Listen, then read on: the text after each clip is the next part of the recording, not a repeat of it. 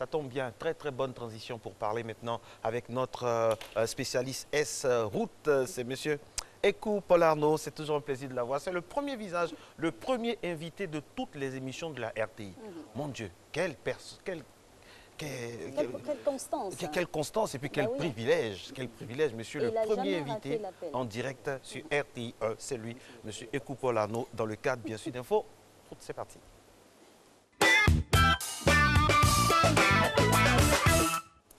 Et oui, monsieur Paul Arnaud Ekou est là, bienvenue encore. Alors aujourd'hui, on parle des gestes importants du secourisme routier. On sait que sur nos voies, on peut être en alerte vis-à-vis des autres usagers quand on a un incident ou même un malaise.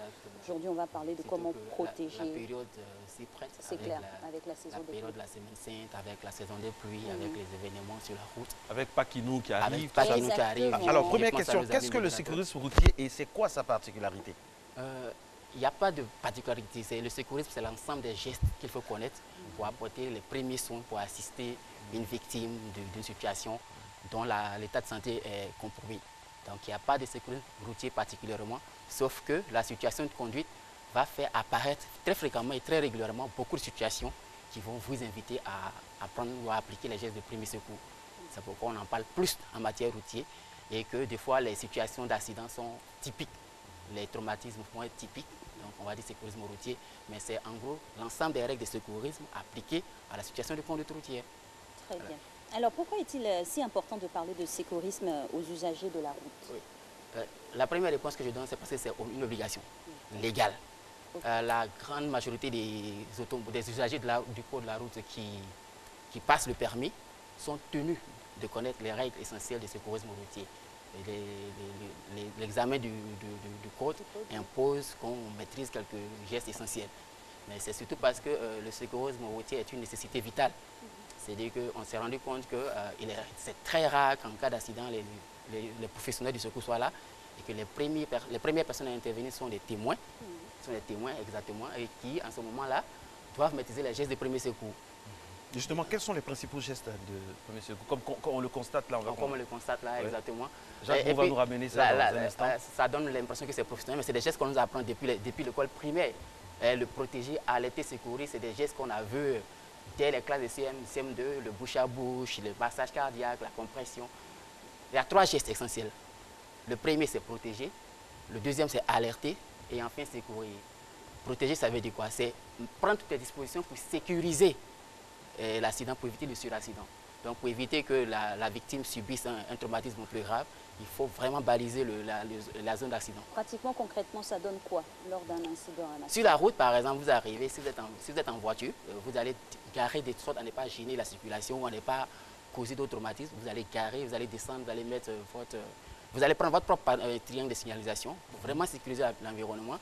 Vous allez approcher les victimes, vous allez évaluer, dans le cas de protéger, vous allez évaluer la situation pour voir qui est blessé, combien de blessés il y a. Si le véhicule est, par exemple, le moteur qui tourne, vous allez couper le contact. C'est-à-dire prendre toutes les dispositions pour qu'il n'y ait pas une aggravation de l'accident. Et alerter, c'est informer les professionnels du secours. Et il va falloir téléphoner aux sapeurs-pompiers, aux ambulanciers, avec toutes les dispositions pour être vraiment crédible. Quand on appelle, il faut se mettre dans la logique qu'on doit convaincre. Parce qu'on doit convaincre et donner le plus d'informations possible aux professionnels. Et enfin, secourir, comme on l'a vu tout à l'heure, avec des gestes de tout ce qui va contribuer à assurer la santé, la sécurité, sinon à garantir la viabilité de la victime. Et généralement, il y a deux réflexes importants. Il y a 2 situations très graves.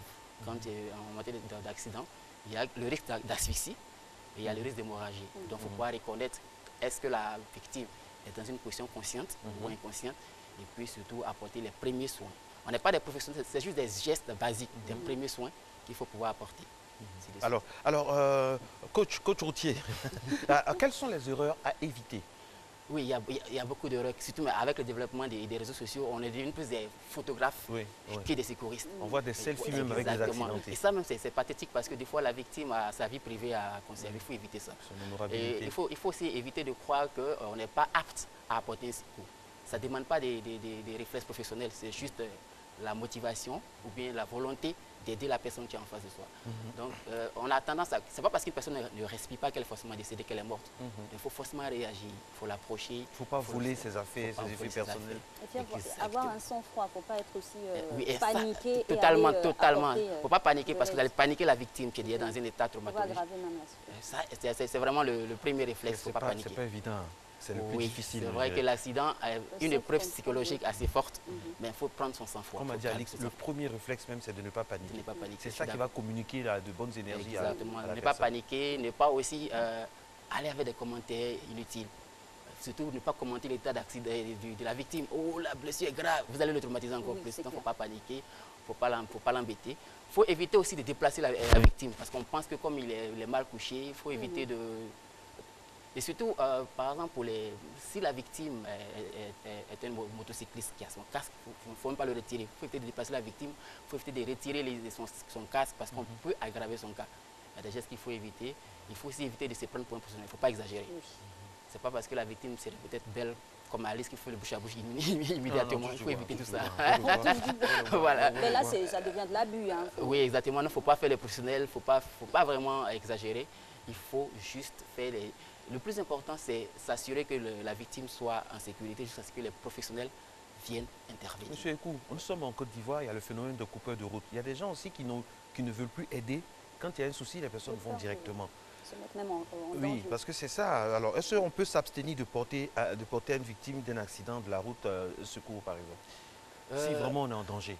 Si nous on est en danger, il n'y a pas de problème. Parce que pour porter assistance, il faut vraiment avoir les dispositions pour le faire. Il faut que le terrain soit balisé. Mais ne pas porter volontairement assistance, c'est une infraction. Oui, c'est une infraction. Non-assistance à personne en danger. C'est une infraction, tu vas jusqu'à 5 ans d'emprisonnement, 300 000 francs d'amende. Mais je le dis bien volontairement. Ce n'est pas parce qu'il y a une situation de crainte, de peur qu'il faut laisser mourir quelqu'un.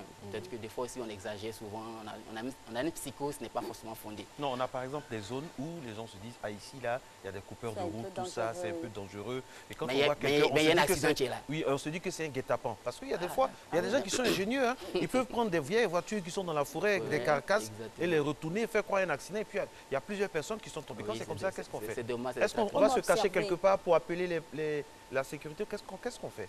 Ne pas passer pour lâche. C'est-à-dire que si soit on a eu suffisamment de positions pour voir que c'est un traquenard parce qu'on est tombé dans le piège, soit on sait que c'est un véritable accident, on n'a pas pu porter assistance, mais on prend le deuxième geste, c'est alerter.